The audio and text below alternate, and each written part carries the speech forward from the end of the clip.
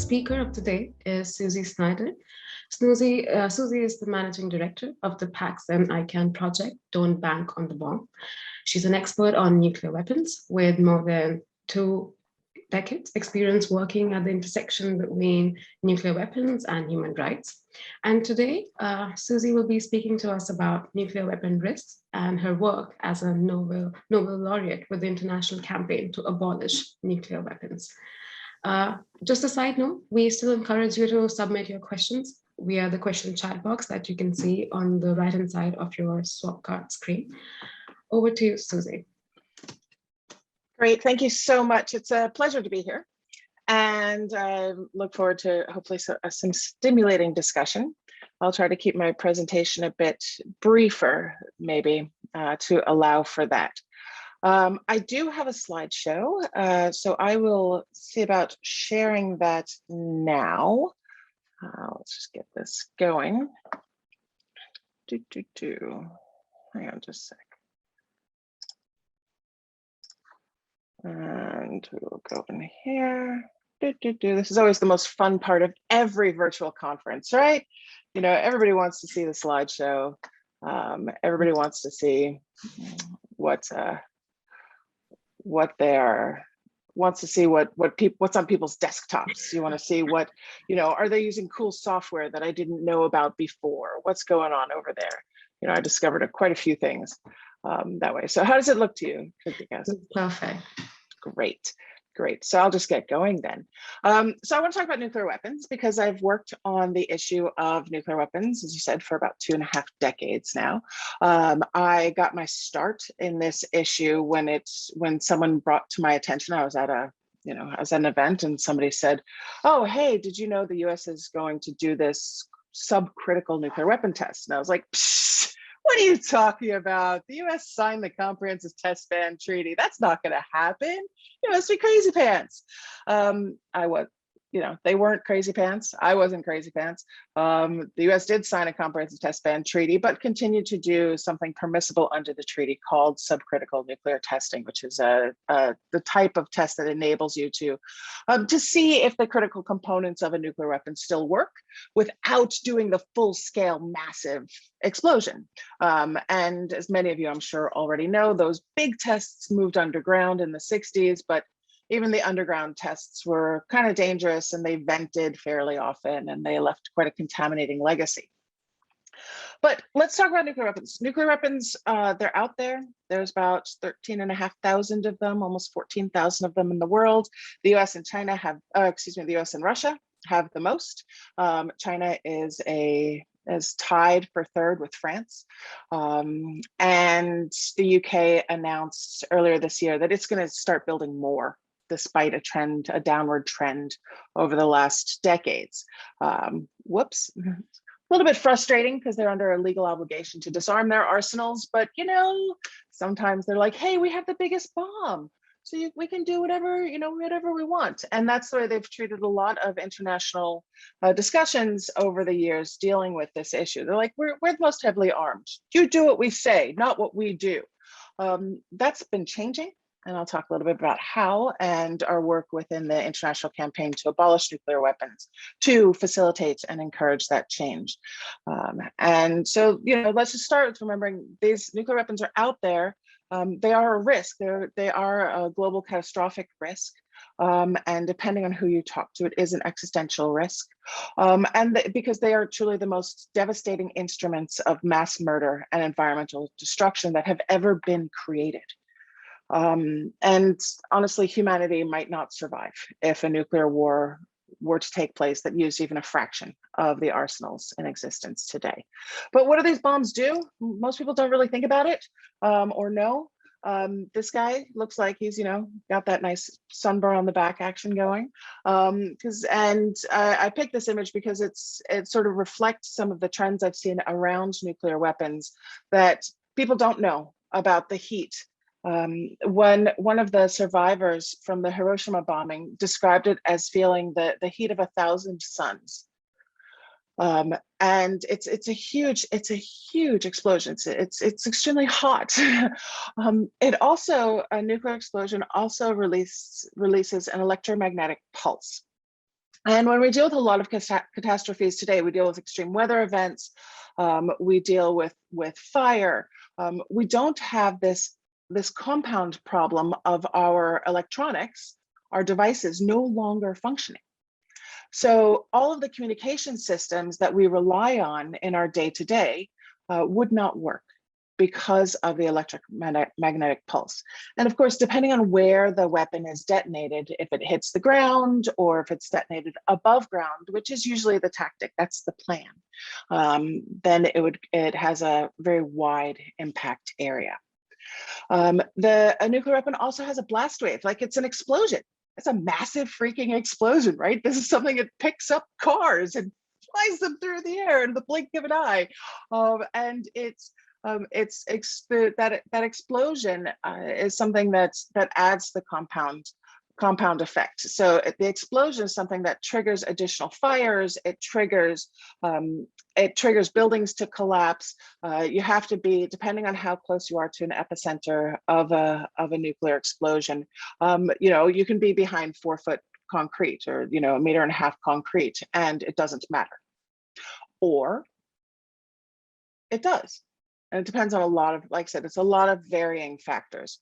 A nuclear weapon is given almost mythical and magical properties in public consciousness because of the ionizing radiation, because that's what makes it different from other types of bombs, right? So it releases this ionizing radiation. I'll talk a second about what that does in just a minute. And that adds to the impact, because look, we all know a bomb can go off and not everybody might die on the bomb effect or the massive fireballs. People do survive. It's amazing. People survive. Like that's something that happens, but then they might get sick. And that's one of the things we've learned from previous nuclear detonations, whether they were the use of the weapons in war when the United States decided to drop bombs on Japan, or the testing of nuclear weapons. Over 2,000 tests which have taken place in the world. These were often smaller yield tests and conducted in more remote areas. It's not like nobody was there. I mean, people live in Algeria, people live in Australia, people live in China. People live in Russia, people live in the United States. They used to blow up bombs an hour outside of Las Vegas, right? It's not that people weren't there, it's just that the people who were there were extremely disenfranchised and had very little political power. And that's a problem. So nuclear weapons are unique because of this ionizing radiation, and that contributes to fallout. So the bomb goes off, it leaves us, it's super hot.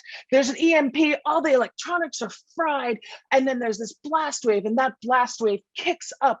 That's what kicks up the dirt. That's what kicks up the mushroom cloud that we're so familiar with, that iconic mushroom cloud. And that mushroom cloud then is those particles, those dust particles are irradiated and create fallout.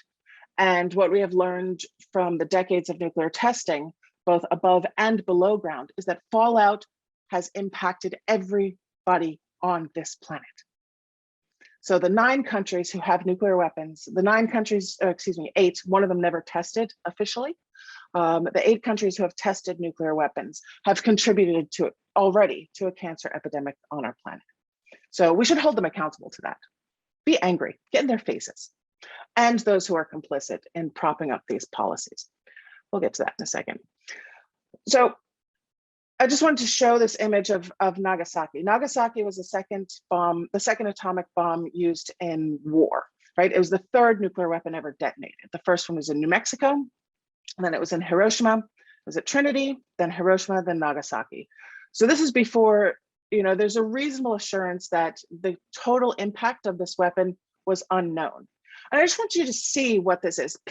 Some people did manage to live through this, but it was devastating. And it had devastating impact on a really important port city that had been one of the only cities in Japan open for trade for hundreds of years when the rest of the Japanese empire was closed off. Nagasaki was the cultural hub for international relations, and then it was destroyed. One of the things that happened with through this destruction is the radiation effects.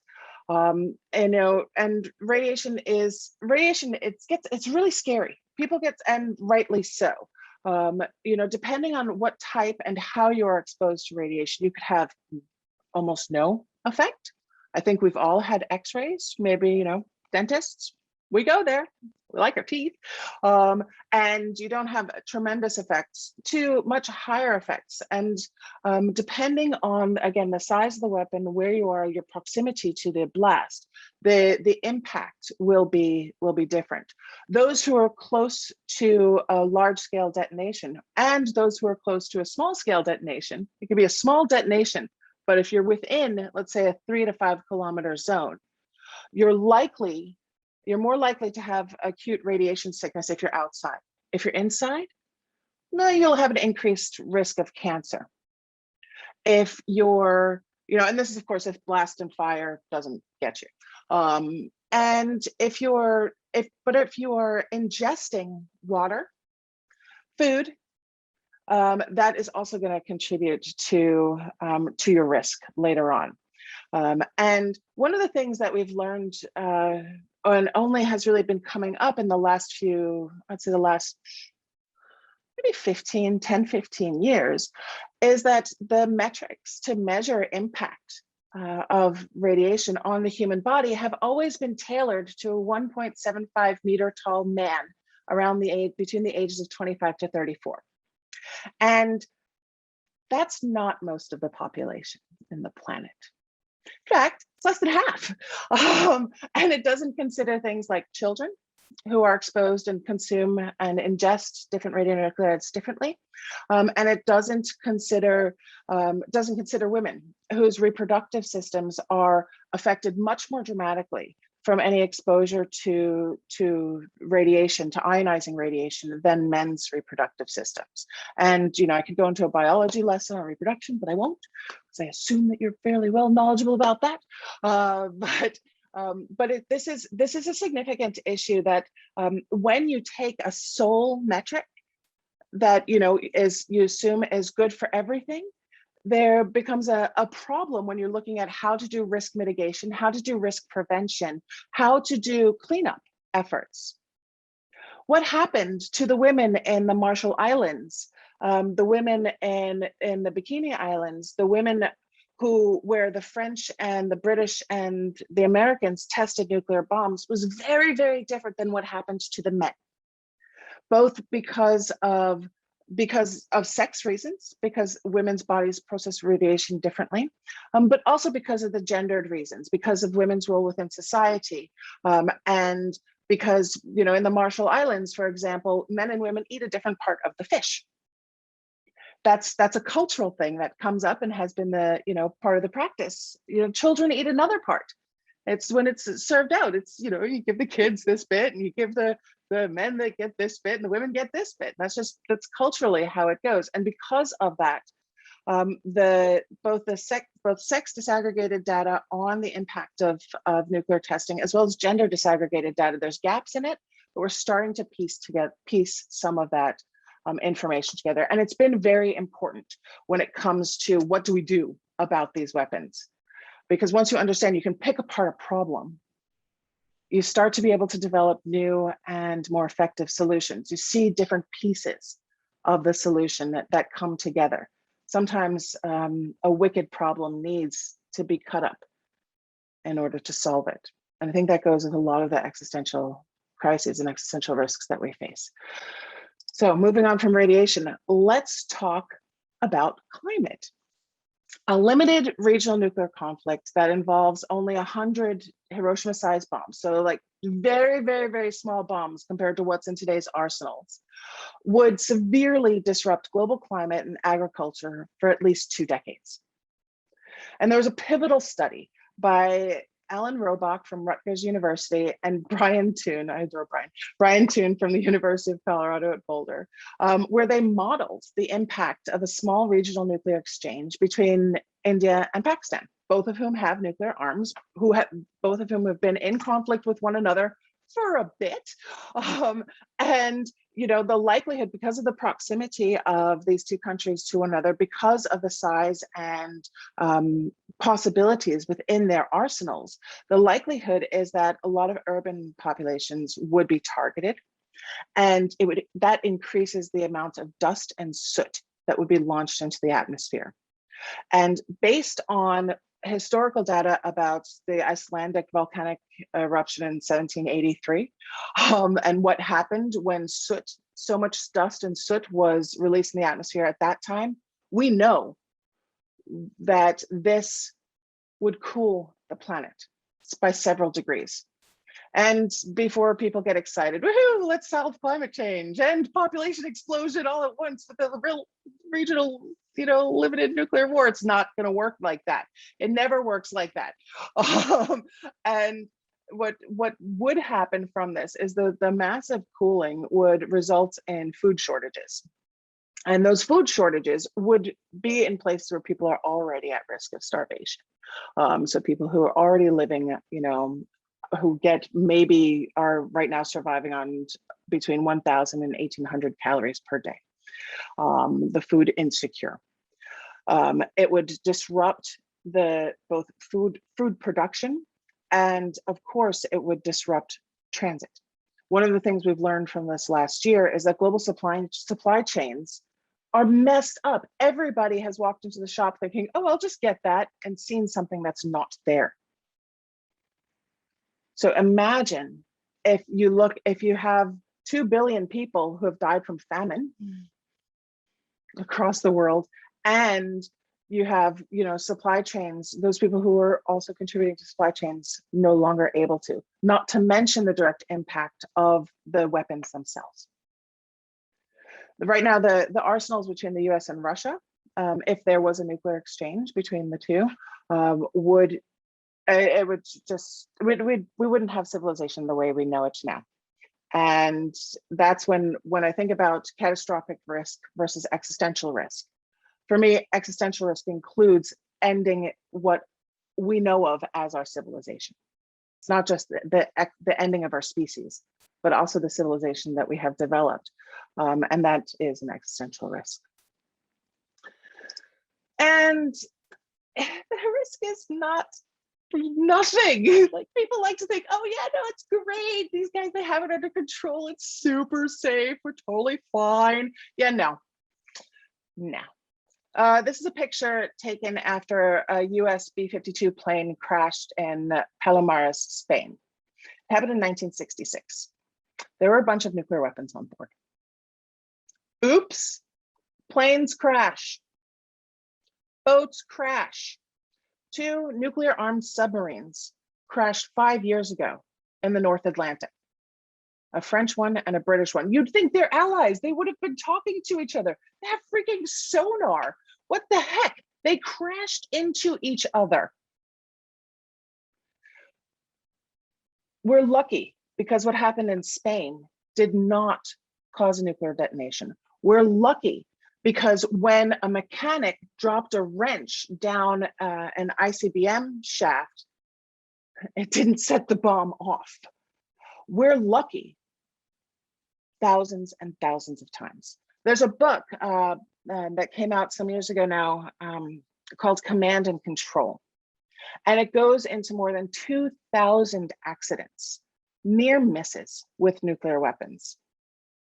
And it's really, to me, it's kind of terrifying because, you want to think like, oh, no, they're totally safe. They're totally cool. No, they're not. US airmen who are responsible for the US nuclear weapons have been busted doing acid. Like, guys, you tripping out. You think you might want to launch some bombs? This is really freaked out, like just messed up. They're like, oh yeah, we're super bored. We sit in a, in a thing and it's boring. So we figured we'd trip. Like, all right, but don't be responsible for launching nuclear bombs if that's what you're going to do. There have been multiple drug charges levied against those responsible for launching nuclear weapons, and that's just in the US, which is much more transparent. We know in Russia that we were saved one time because some guy decided not to follow orders. Like, he said, oh, wait, the radar shows there's incoming missiles. I'm supposed to call my boss, but my boss and I were out drinking. He's probably super hungover. I'm super hungover. I am not going to call him.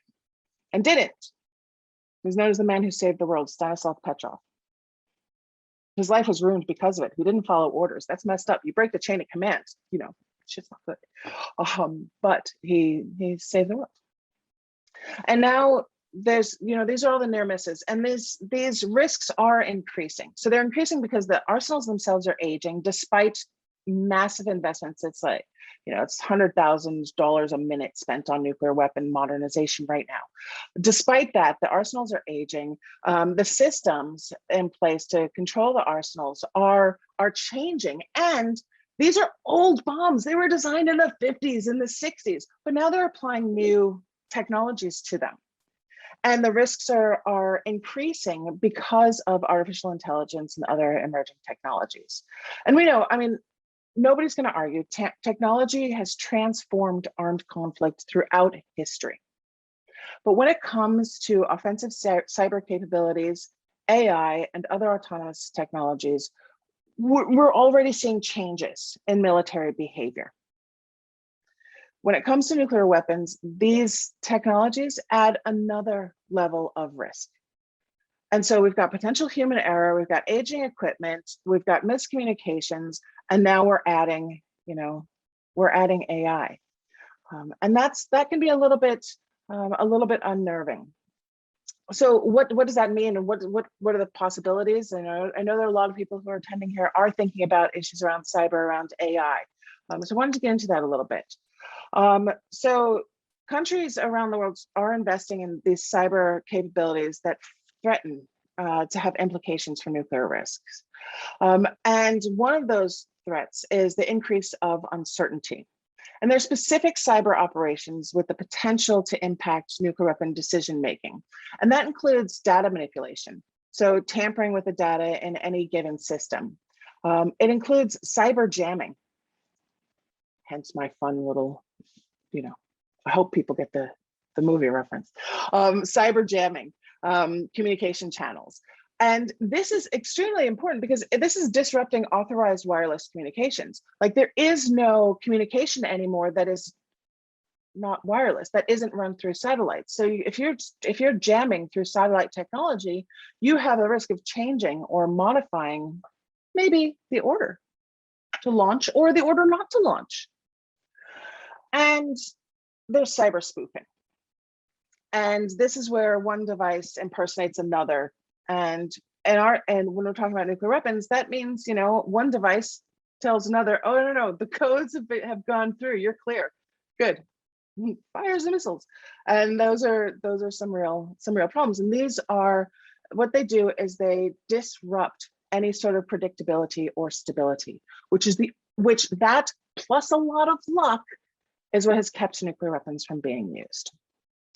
So right now we have this system where, you know, the heads of state of the nuclear armed countries, they have sole authority almost everywhere for nuclear launch. And they have certain codes. You know, everybody's heard about the nuclear football that follows the US president around, in which the president has the authority to launch nuclear weapons themselves. They cannot be stopped by their generals. It's not permitted. Like, again, chain of command. Once the order goes down, that's it. And what we found is that that's a bit risky. But the systems are these kind of old double key systems, which do enable some form of human interaction. But that's changing. So in 2018, which feels like forever ago, but you know, was just the blink of an eye, there was a study on cybersecurity and nuclear weapons that was done by Chatham House in the UK. And they made the assessment that the risk of a cyber attack on nuclear weapons systems raises significant doubts about reliability and integrity of such systems, especially in times of crisis. And that means the ability to launch weapons, prevent inadvertent attacks, maintain command and control of all systems, and transmit information and other communications, as well as maintain the reliability of the systems themselves. There's a whole heap of potential problems just by the application, just when you look at cybersecurity issues and nuclear weapons together. And one of these big concerns is around manipulated information in command and control systems. I mean, we all hear and see things about deep fakes. You know, it could lead decision makers to think they should launch nuclear weapons. It could cloud decision maker judgment, knowing that the information has been worried that the information has been manipulated, even if it hasn't. That then makes them, you know, wanting to use their nuclear bombs before their nuclear bombs are destroyed by the other side, right? Because that's the whole idea of mutually assured destruction. You fire the bombs at each other and boom, everything's gone. It could lead to nuclear armed states changing operational protocols to make it much easier to launch weapons. And I haven't even talked about what if malware is discovered on a computer system that controls nuclear weapons in a time of crisis. There is no way to isolate systems. That time has passed. Air gapping is, everybody thought air gapping was great, but you know, we all saw Stuxnet take out the systems in Iran some years ago. Offensive cyber operations, even when they're not intended to lead to the use of nuclear weapons, could do so because of the entanglement of some conventional and nuclear systems. So an intended attack to basically to say, you know, destabilize the communication system for a series of conventionally armed missiles could, in fact, trigger problems with nuclear armed missiles. It could very well lead to unintended escalation. And cyber attacks on conventional systems are already extremely dangerous and destabilizing, but they could then have even more drastic consequences. And like I said, it increases the obfuscation, the predictability around nuclear weapons users and their intentions. And that both, you know, hiding some parts, you know, and being super transparent and signaling with other parts is what modern day deterrence has been built on. Like deterrence doesn't work if nobody knows you have the weapon. Deterrence works when you kind of signal, oh yeah, we could do this, or a head of state says, for example, I'll meet you with fire and fury, or everyone's favorite, all options are on the table. All these are code, and they're pretty well understood code for escalation. What we're seeing now is that those codes are changing, and there is no new language. We're still using old language to talk about new problems. That's an issue. So let me talk a little bit about artificial intelligence and autonomous technologies. And this is where, you know, I mentioned it before, it's some people like Stanislav Petrov who disobeyed orders, who stopped the use of nuclear weapons in the past. Applied machine learning and autonomous systems would result in an increased speed of warfare. We're already seeing this. It means there's a shorter decision period where decision makers choose whether to launch nuclear weapons or not. Right now, that decision period is estimated to be between 4 and 8 minutes. Okay, if you really hold that for a second. That's 10 minutes between the decision to end civilization as we know it or not. Add another 30 minutes for the bombs to get where they're headed. 15 minutes after that for the fire to be returned. It's an hour. We're an hour. It's a pressing issue, and it's quite sobering. Back in the 80s, there's a lot of talk about this fear of the dead hand. So it would be this automated system that would fire all remaining nuclear weapons, everything, empty the arsenal, if it were triggered to do so. That debate about this as a good idea, it's not over. It's just resurging. In the last few years, because of increased automation within the industry, because of increased automation around missiles, because of concerns about being able to react quick enough should a hypersonic missile be coming in. That debate isn't going away. And that's a process the process in which advanced machines sort of choose a course of action, it's becoming opaque. And as machine learning is advancing, and machine learning is advancing, it's quite amazing. But it's advancing to a point that kind of these processes are often called like black boxes. And it's difficult for humans to check how and why a machine recommended a certain course of action, to understand if that machine has actually been compromised or not. Is it malfunctioning? Is it the programming that resulted in what could be an unlawful or unintentional outcome? You got to ask yourself, will today and tomorrow's nuclear operators be as skeptical of technology as that guy I mentioned before, Stanislav Petrov, was? Will they be influenced by automation bias and be overtly trusting of new technology? Are they kind of going, well, my phone works great, so I'm sure all tech's great. Sometimes we fall into that, or hey, I'm sure the tech guys, if that person's sitting at the missile silo who has to turn that last key, it's like, well, I'm sure the tech guys, they all figured everything out. I'm sure that they've got it sorted. And as satellite and other intelligence detecting systems become more advanced, it's going to be difficult to keep things secret that used to be secret. And again, the deterrence that we know today, this use of nuclear weapons in national security strategies, is predicated on a combination of just a little bit of transparency and just a bit of secrecy. And without those two together, it doesn't work. So that was super depressing, huh? Let's talk about other things.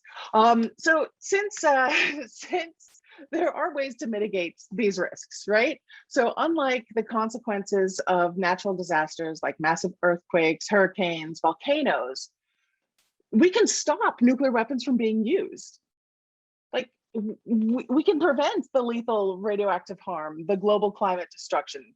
All of that stuff is human decision-making. It's a choice that we can make.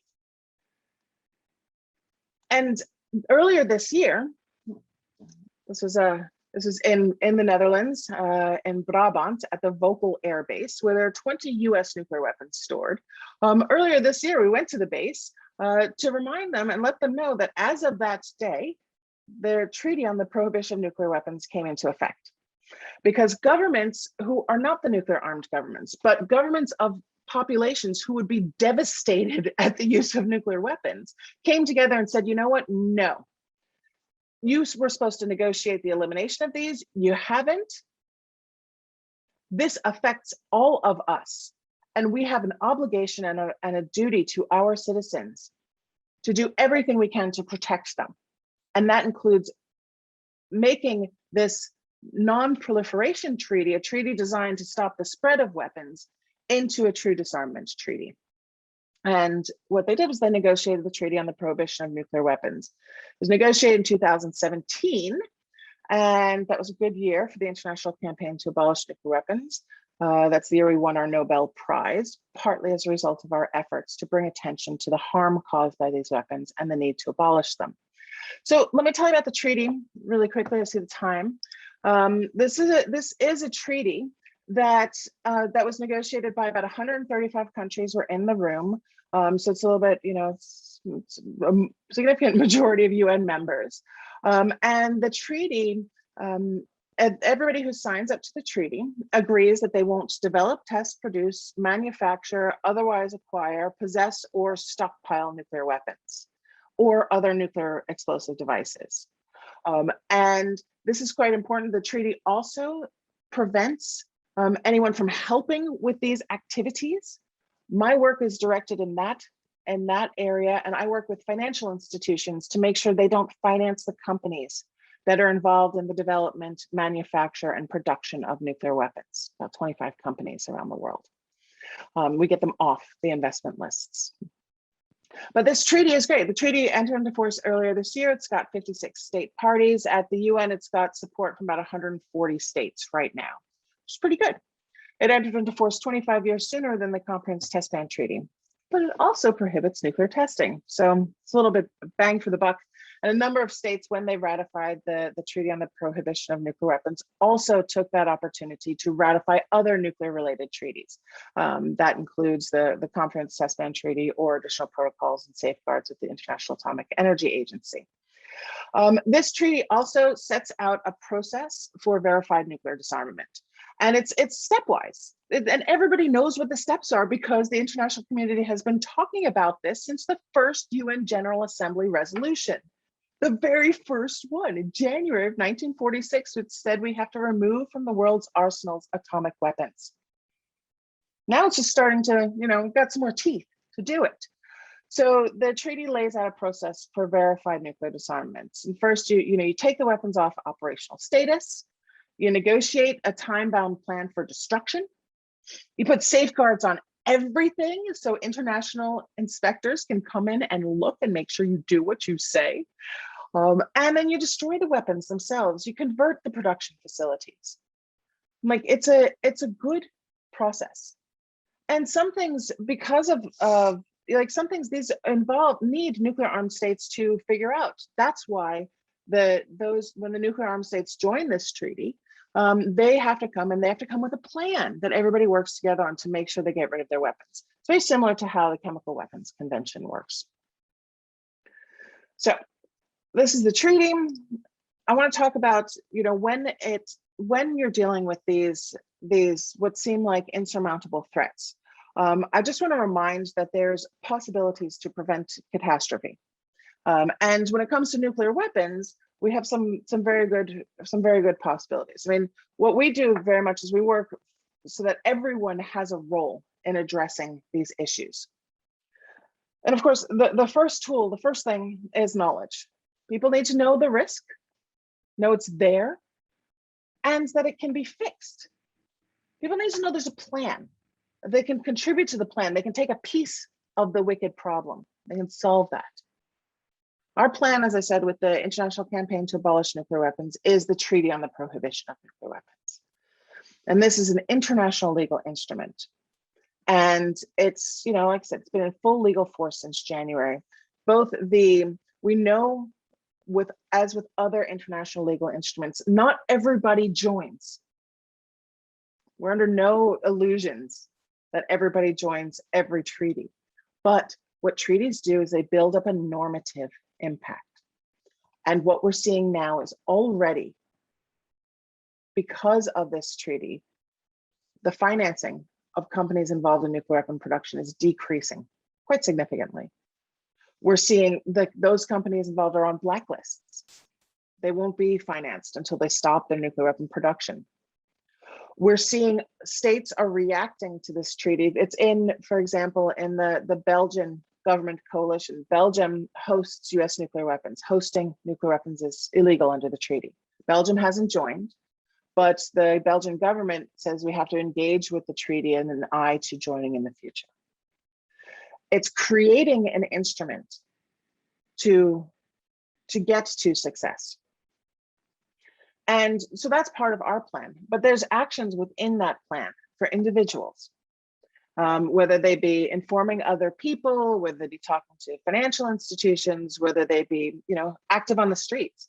There's actions for a broad public, like through media, through engagement, in those regards. We have a campaign where cities, and it's 700, 800 cities around the world have declared that they want their countries to join the ban treaty. Cities like Washington, D.C., Los Angeles, California, Sydney, Oslo, Geneva, Paris, all have said, hey, we want our countries on board this.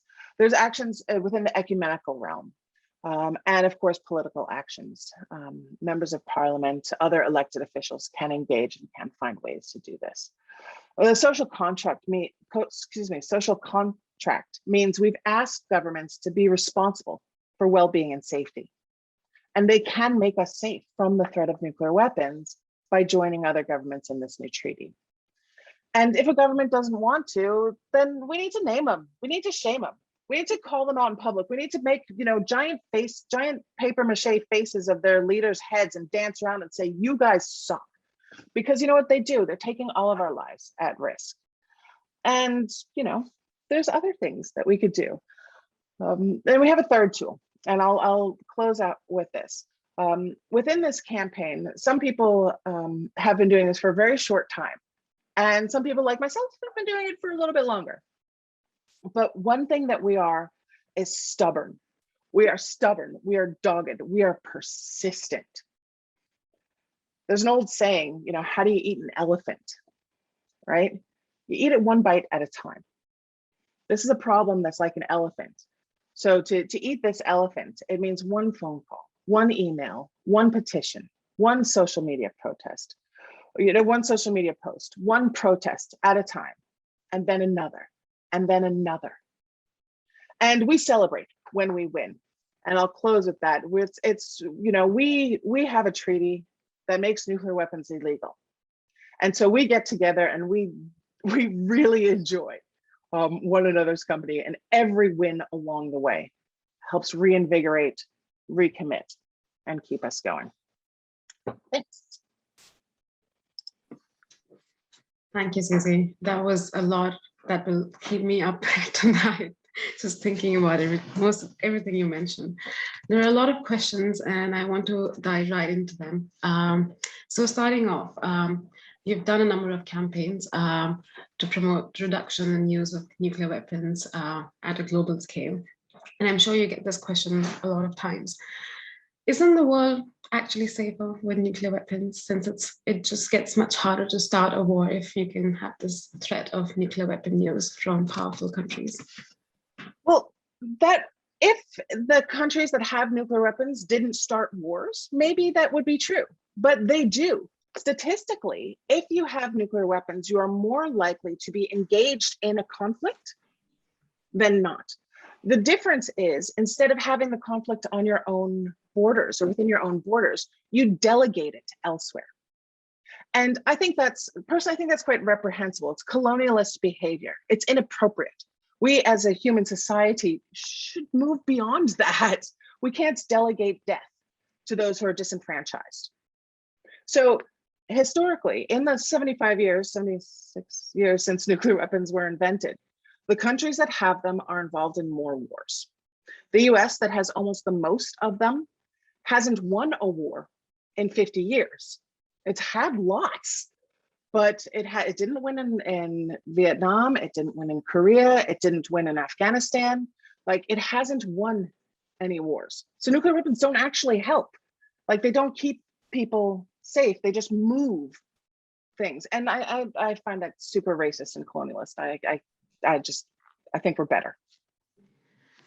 Relatedly, so a number of countries that were colonized in the past, for instance, India, where I come from, the argument there is, well, this is an act of self-defense against future potential colonization attempts and things along those lines.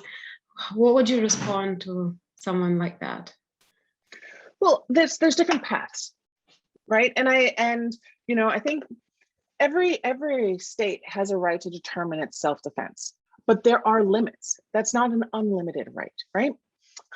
Sorry, how do you say right 5 times in a sentence? Gosh, sorry about that. It's not unlimited. So states can't, attack others with biological or chemical weapons. Like, they just can't. It's a norm as well as something inscribed in treaty. States can't, pretty much up until one incident in the last 50 years, very rarely just seize one another's territory. That just doesn't happen. There's ways to do things and ways not to do them. States don't use blinding laser weapons. States don't use everything just because it's there. And it's a decision that's made. There were 30 countries that wanted to build nuclear weapons, that had developed quite significant programs. There's only 9 that have them. It's a choice. And there are other ways to ensure defense. And I think that it's important to consider those, and important to consider pathways out. And that's something that's in process now. How do you exit gracefully from having a nuclear weapon program? Look at South Africa, right? South Africa had a nuclear weapon program, quite well advanced. South Africa gave up or ended its nuclear weapon program, opened itself up to international inspection. South Africa now is part of the BRICS and looking at changing and shaping global policy from another perspective. There are other opportunities for influence and power. And, you know, again, maybe people wanted nuclear weapons as a way to get there in the 70s, like India. Maybe it's time for something different. No, absolutely. And I mean, given that you mentioned that this is a choice that countries make, which also kind of allows us to think of nuclear weapons as a preventable risk, because it's a choice that we can decide against. And I was just wondering whether, can you conceive of certain social political developments in the future which might trigger this shift from being preventable to simply unpreventable? And how can we prevent that from being the case? That is a really good question. Thank you. Ooh, I like it. One thing that we're seeing, right, is we're seeing the scrabbling. Scrabbling is it's a very mild word for what's happening, but we're seeing a race for resource, and it's changed this race for resource. And I think that's a risk. And the way that you know, we're running out of fresh water on the planet. And I don't mean to bring up, you know, the Tank Girl comics, although I'm a big fan. But fights over core resources that we need to survive for biological necessity are going to and can trigger quick movement. And also, let's be honest, I mean, I talked a lot about the advances in technology that are adding a level of unpredictability and risk that I think about, and I kind of wish I didn't. These are things that keep me up, and they should. It's dangerous. But again, it comes back to choice. Do we want to expose ourselves to that danger, or do we want to prevent it now? I used to live in Geneva, and anybody who lives in the Geneva expat community, the Geneva privileged migrant community, needs to understand or understood that a global pandemic was just like, it was a minute away. It was a minute away. And yet, and people were saying that, you know, World Health Organization officials for a really long time, just a minute away. We need to be prepared. We can prepare for pandemic. We cannot prepare to deal with it, to mitigate the consequences of nuclear conflict. And that's one of the issues. Like, that's why this is, you know, this needs to be addressed. It's that there's so many bigger problems we should be spending $100,000 a minute on than new nuclear weapons. And just think about what that resource can do for renewables that are not, you know, that do not rely on certain minerals that drive conflict, for example, or that destroy villages because of or rely on water use. Like, there's a lot of things we could do. We clean up the plastic out of the ocean for like 3 days. All the plastic gone for 3 days of nuclear weapon spending. That'd be amazing, right? Maybe the dolphins will take over.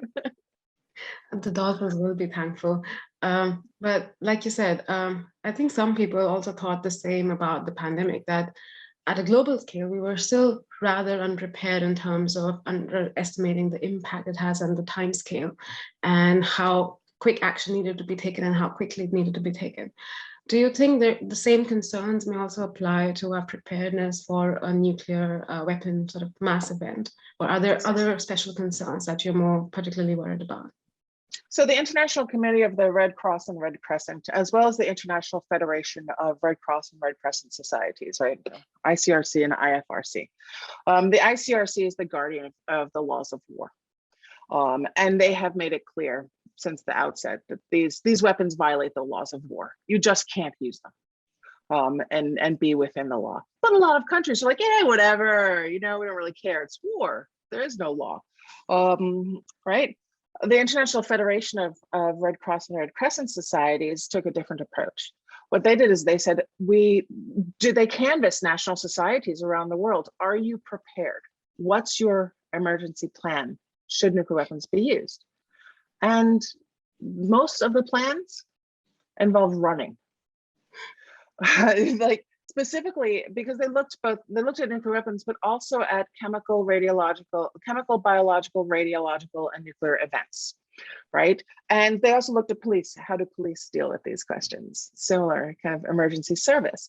And the first thing you do is you set up a quarantine zone, and anything within that zone, you just walk. You don't go near that because you can't risk personnel, right? The second thing is that they know for sure that the number of burn is a real issue. In Germany, there are 50 beds, 50, that could handle the type of burns that one receives from nuclear weapons exposure. You know, whether that be acute radiation burns or burns from within fires. 50 fire burn beds. That's not a lot. And globally, it's not nearly what's necessary. And then they also looked at burns. They looked at the closure systems, and they looked at what kind of communications would we be able to have. And again, that comes into the question around the EMP, the electromagnetic pulse. Could there be? What would it do? I didn't even talk. There's secondary effects. Like we modeled what would happen if a really tiny nuclear bomb went off at the port of Rotterdam. Right, if it was in a container and it was, detonated remotely, and what would it do? And one of the things that we found is it would cause massive traffic accidents to the point that you couldn't use roadways. There's a blinding flash, and you were human. What was that? What was that? And crash. So those other infrastructure issues, and they said there is no way to deal with the consequences. You can spend everything. There's still no way to prepare for these consequences. You just can't do it. And so the only thing to do is to prevent. If you can't mitigate, you prevent. And there is a way to prevent. Right. Frightening. One of our audience members, they have some questions related to what you said about nuclear arsenal accumulating between the Sino-Russian alliance. So the first question is, do you think the US will keep to a rate of nuclear disarmament, or will they aim to develop super EMP weapons to retaliate, as China, Russia, or North Korea have been assessed as likely as having the capacity to utilize EMP and perhaps even cyber warfare attacks? Well, everybody's developing cyber warfare capabilities. That's happening. And to be honest, there's been epochs in warfare, right? So it's pre-gunfire or pre-gunpowder, gunpowder, nuclear. And we're entering a new epoch in warfare. And that includes cyber capabilities. It also includes, I didn't even talk about information, like the information warfare that's going on, to which we're all, subject. So this likelihood of everybody's investing in advanced cyber capabilities at the rate. Who has which better cyber capabilities than others is unknown, and until there's a demonstration of use, somewhat unknowable. And I think we need to look, and when we're dealing with this question and examining it a bit further, we need to look at other governance aspects that are coming into play especially as we move into cyber considerations. Look what happened with Facebook this past week, right? Facebook has more users than anything else on the planet. And Facebook is in this unique position, and Facebook is not the only one that's in this unique position to kind of help determine where and how things might go in a new sort of governance model that involves both the state as well as these multilateral companies, many of which are tech companies. Google's Project Maven was blown up by a whistleblower who said, hey, I thought our motto was do no evil. This is super evil, right? And so that helps us understand a little bit better what's on the horizon. But it's very tricky. The thing is, when you compound unknown capabilities in the cyber realm with known capabilities that cause this mass destruction, what does that mean? And what should we do to again, maybe we can pull it apart and prevent one part of this compound problem. Here we know We know what the technology is. We know how to take it apart. The rate of disarmament and dismantlement has slowed. It used to be 300 bombs a day. Now it's 300 bombs a year, both in the US and in Russia. And there's new capabilities on the horizon. And that's a problem that should be fixed. I just want to put one more note. There are vested interests in keeping these weapons around, right? And I don't mean political interests. I mean people like Eileen Drake, people who, you know, the head of Northrop Grumman or the head of Lockheed Martin, the companies that are involved in producing these bombs, the head of Raytheon Technologies, who took home a $2 billion contract this year to build new nuclear weapon systems. They want to turn over profit. They fund think tanks, and they fund a lot of lobbyists to make sure that these weapons stay around. And so when we're talking about dealing with this challenge, it's important to also recognize that it's not just that we have to get people's attention, but we also have to block out that conversation as well, or shift that conversation. And it's not solely dealing with politicians. We're answering the industry's whispers when we work on this issue. So I just wanted to flag that. And again, I'm not saying this to make you, have very uncomfortable lunch, but. Well, on that line of thought, what do you think about Russia's recent development of new generation combat systems and hypersonic missiles? Everybody's making hypersonics. Oh my God. Everybody, like people say, oh, Russia's making hypersonics. Everybody's making hypersonics. Ariane Group has had contracts from the French government to make hypersonic missiles for 6 years. Like everybody's doing it.